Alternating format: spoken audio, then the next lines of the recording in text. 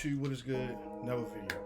Never video. I told you I'm pushing a lot. I'm trying to get this. You feel me? So, we ain't gonna waste no time. Like, comment, subscribe. Go ahead and do that now.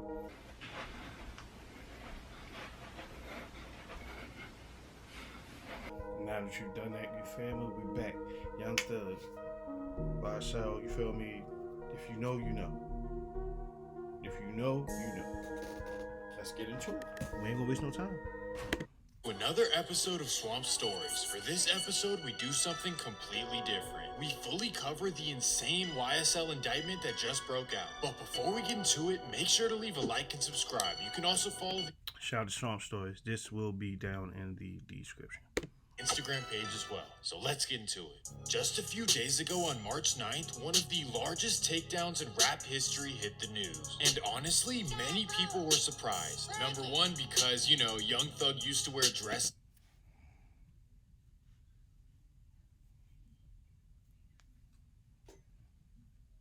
and calls his friends hubby, and also because Gunna is the furthest thing from a gangster. The only thing he's knocking down is 2 Big Macs and a large Sprite. But honestly, I was surprised for a whole different reason. Let me explain.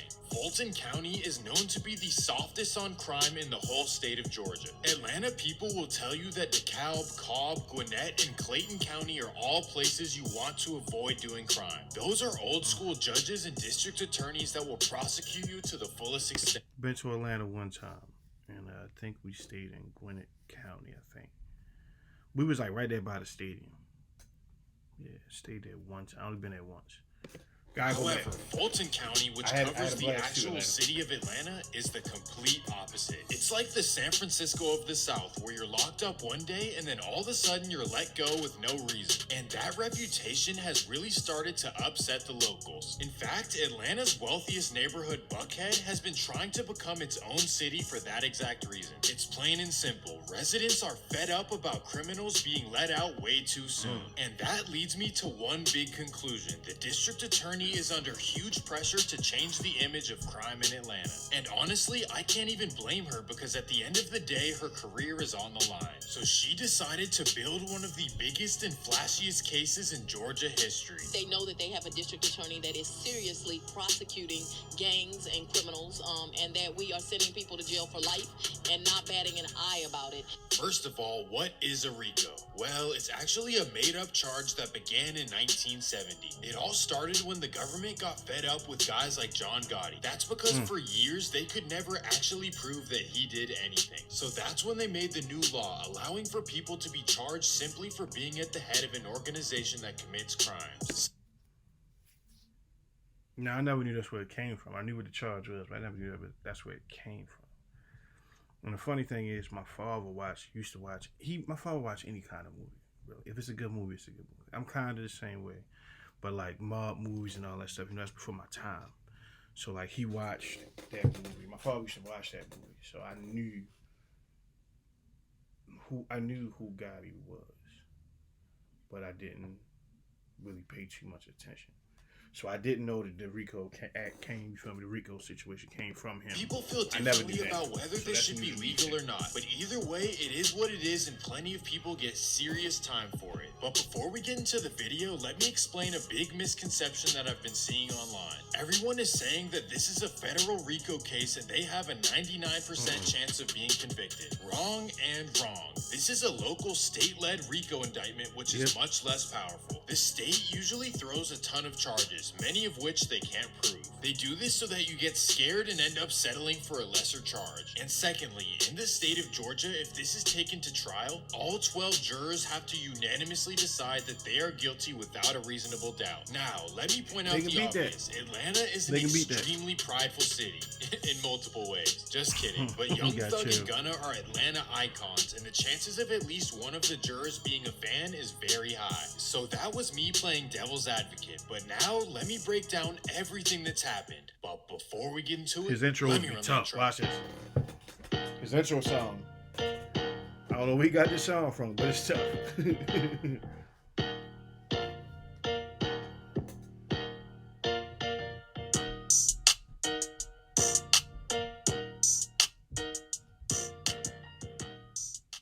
It all started in late 2012 when Jeffrey Williams, also known as Young Thug, began making a name for himself in rap. And that's when he started a gang called YSL, also known as Young Stoner Life. They originate out of Cleveland Avenue, which is a street that is split between the south side of Atlanta through the city of East Point, Georgia. Cleveland Ave is known to be one of the most dangerous streets in Atlanta behind Campbellton Road and MLK Drive. The area used to be made up of multiple public housing projects that were the poorest and most... We rode through some, like, through the hood, but I don't know if that's where I was at. Probably not. But we definitely rode through the hood. Like, we went to this gas station, and it was sketchy as hell. I'm not gonna lie. I don't know. It was weird. But again, I had a blast in Atlanta. But yeah. Dangerous in the country. Well, that's where Young Thug was raised. However, all the projects were torn down before 2003. So many of the residents, including Young Thug, moved out to other areas. However, they still claim the area and hustle there as well. For a while now, the police have been calling the area gang infested, but that's not really true. Anyone from Atlanta will tell you that gang activity isn't exactly what it seems. Technically, there are gangs, but really, it's just groups of friends getting money and beefing with other groups of friends. However, so you feel me? You know we can't let that rock out like that. But comment below, man. Tell me what y'all think so far. Yeah, man. Let's just stay in this thing. YSL is part of what they call the National Bloods Gang. Apparently, this is a gang that stretches from Compton to Seattle to Detroit, all the way down to Atlanta. This is definitely not true. I mean, they don't even speak the same language. And I'm really not even joking. Atlanta English is a totally different language than California English. Well, locally, the DA alleges that they associate with two gangs, SMM and 30 Deep. The only difference is that YSL is known to wear lime green rags and color coordinate with that as well. They're known to throw up L's and they say slat, meaning slime love all the time. This is a spin-off. Did you know that? If you knew that, tell me you knew that. Did you know that? Which Bloods used to say blood love all the time. Well, YSL is not about love at all. Instead, this is what they do. Oh shit. YSL is involved in all kinds of street activity. I want to go ahead and say allegedly before we get through this video, because I know nothing about nothing. I'm just watching the video. I'm just a reactor. So, I'm letting you know in advance. You feel me? Most importantly, they enhance their reputation, power, and territory through means of assault and threats of violence. Secondly, they earn money through armed robbery, theft, and distribution of all kinds of things. Allegedly. And lastly, when they get caught, they're known to intimidate witnesses. So Allegedly. Let's get into all the events. Allegedly. It all started on January 25th, 2013. Let me introduce you to Young Thug's right-hand man named Trontavious Stevens, also known as Tick. This guy is a certified demon, and he handles everything for Young Thug. Well, on the night of January 25th, he caught a rival named Reginald Pettis in the Summerhill neighborhood. Reginald ended up being okay, but this took a petty rivalry to a whole new level.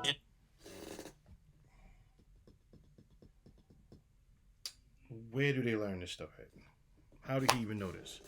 Around this time, Summerhill began being represented by a rapper named YFN Lucci, and after this, the back and forth would begin. However, before anything else would take place, YSL needed some tools, so Young Thug's homies would hit the streets. On June 18, 2013, his friend Justin Cobb, also known as Doo-Wop, would run into a man named Drayante Johnson. Doo-Wop notices that Drayante has a blick in his possession, which for a normal human, that would be a sign not to try them. However, for YSL, all they see is a walking lick. So Doo-Wop walks up to him, snatches it, and runs away. Well, Drayante called it in to report it stolen. However, they would not find it until it was later used by YSL. Well, one tool was not enough, so Young Thug had YSL go get him another one. So he snatched his meaner and took off running. And then he reported it stolen. Again, how does he know this? They ended up finding one inside the house of Ann Phillips, a suburban Atlanta resident. Well, on August 23rd, Young Thug was pulled over and searched, and that's where they found it in his glove box. You might be thinking that this is enough blickies, but not for YSL. They need more. September 11th, 2013. YSL's Walter Williams, also known as DK, enters the property of Derek Dotson. And after struggling to get what he wants, DK gets impatient. He takes everything and quickly leaves the area. He then brings it back to YSL. So after these reckless incidents, Atlanta PD started looking into YSL. The first thing they did is search the Instagram pages of all the members. And while Young Thug is blowing up with songs like Stoner and Thief in the Night, Atlanta PD is quietly building a huge case. And the main thing that caught their attention in the first place was DK's giant YSL tattoo on his forehead. He was a known menace in Atlanta, even before... I never understood why guys go and get certain tattoos if you know what you into. Like when I seen the clips or the pictures and they talking about their tattoos, specifically them, their tattoos, every picture is them with a slat right there. Like, bro, that's hard as hell. That's just like they know who to come get. All you gotta do is click the head and slit. They know who to come. Young Thug was known, so this put YSL in a serious category. But still, none of this was enough to prosecute, so the madness would continue. The back and forth between YSL and YFN started getting really serious in 2015, and the first major incident occurred in January of 2015. January 7th, 2015. After a day of trying on skirts and getting his toenails painted, Young Thug goes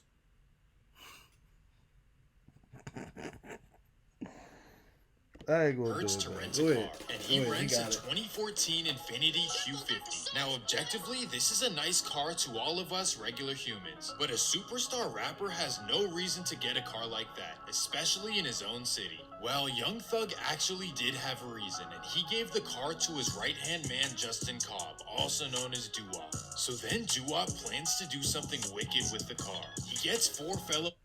Go and you rent a car in your name as Young Thug, and you give it to your man. YSL members Javaris Bradford, Diamante Kendrick, Demise McMullen, and Shannon Stillwell. Earlier, they were notified that YFN Lucci's right-hand man Donovan Thomas is in the Castleberry Hill neighborhood. For reference, this is located right down the street from the Falcons Stadium and all of the colleges. So, I'm gonna keep it 100. I was right there by the stadium, so I was in that area. Down there where is that? 2 Chainz' bar or restaurant. I'm not sure which one. I don't know if it's a bar or restaurant. I don't know what you consider it. But his little spot is down there. It's a few restaurants down there, a few celebrity restaurants down there. But anyway, the stadium right there. So we was in that area. We was in the hood down there. Well, Donovan is getting his hair cut when the 5 YSL men pull up.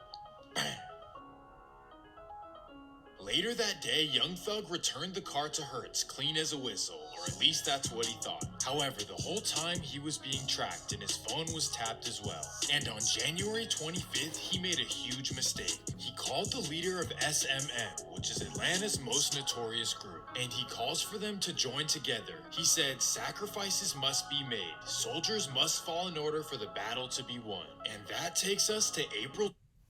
So Thug was like really... Allegedly. 2015. Allegedly. The infamous Walter Murphy, also known as DK, is back at it again. He drives through the Summerhill neighborhood and finds 3 YFN affiliates, Dexter Montgomery, D'Angelo White, and Christian James, standing right there on the corner.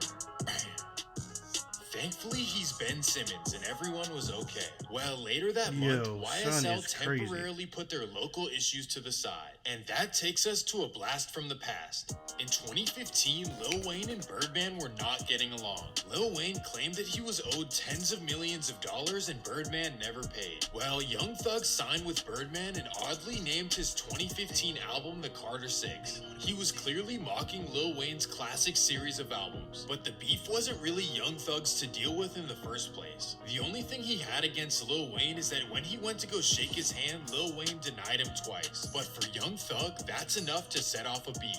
April 26th. Any questions before we move on? We got a moment. Yeah, that's tough. Anything on your mind? Yes, up there. 2015. Lil Wayne. I feel like I feel two ways about that. Like, Thug, you didn't have to do that. You didn't have to.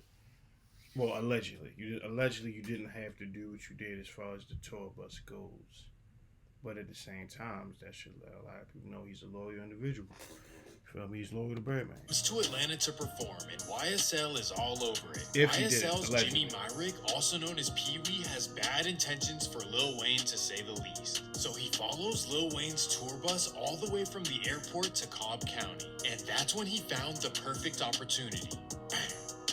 Lil Wayne was okay, but this incident shook everyone in the rap community. Just days later, Pee Wee went down for it and got sentenced to 8 years. Manny Aurora believes his client, Jimmy Winfrey, could have beaten most of the 27 charges in the indictment, but the prosecutorial mood against gangs and gang members in Cobb County is tough. During the case, his ties to YSL and Young Thug were revealed, and he was officially classified as a YSL member. Well, just 2 days later, YSL's Demetrius Garlington would go on a GTA rampage. April 28th, 2015, 4 a.m. Demetrius drives to Adele Avenue to the home of a rival.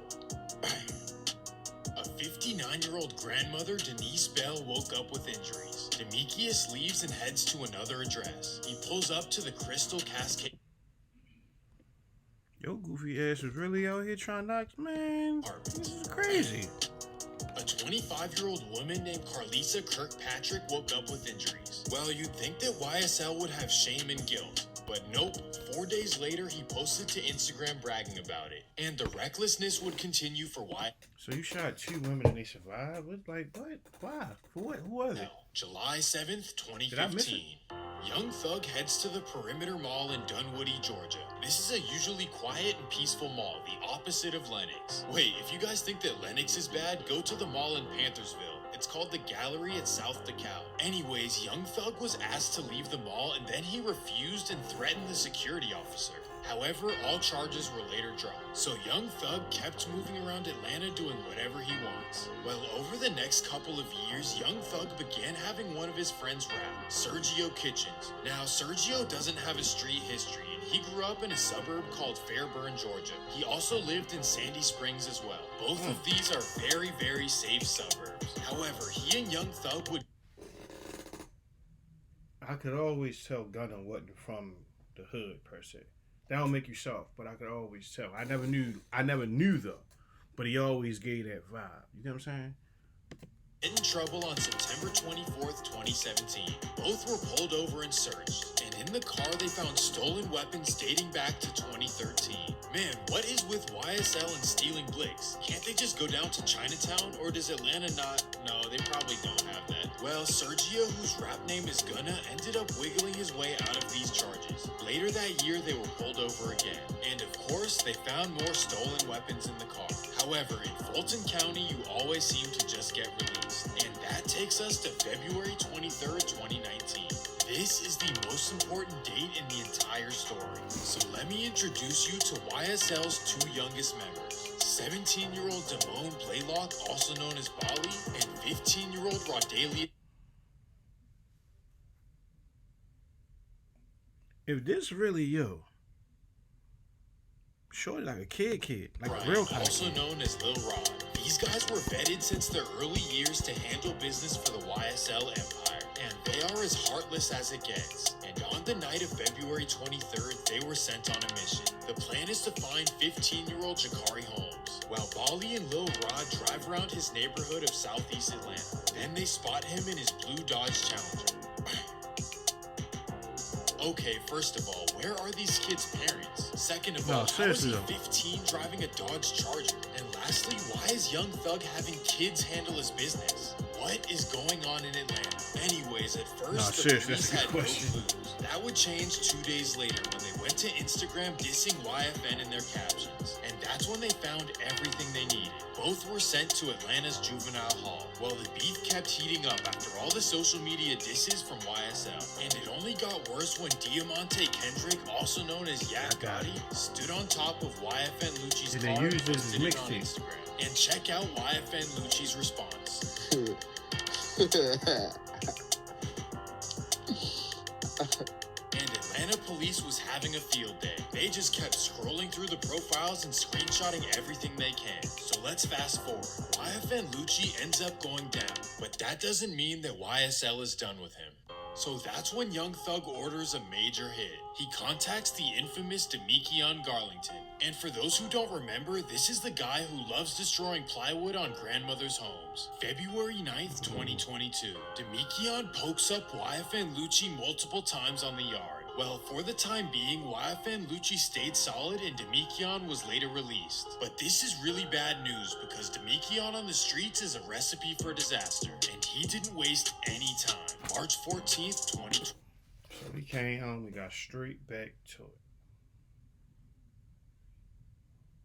You already got snatched for some other shit. You came straight up and got straight back to it. 23-year-old YFN member Shimel Drinks is sitting in his car under the I-20 overpass. Somehow the infamous Demikion gets his location and pulls up. Bam! And this was the final straw for Atlanta police. Although the official indictment only shows about 6 to 7 bodies, the prosecution says that they can prove 50 more. Yes, Damn. You heard that correctly. 50 bodies, all administered by a 140-pound dude who wears skirts and paints his nails. So boom, let's talk about this. The internet says the Young Thug is worth $8 million. Well, I probably think it's much higher than that. But either way, what is wrong with people? Please help me understand. Why does he have to do all this? And same... Alright, we're gonna stop it right there. You feel me? But, you feel me? We all learned some stuff. People, stay on top of your children, like I said. Like the video said, like, what's wrong? Like, Shorty was 15, got knocked off by a 15-year-old and a 17-year-old. They probably get juvenile life and then walk. So, anyway, you feel me? Like, comment, subscribe, you feel me? We out. Water. All right.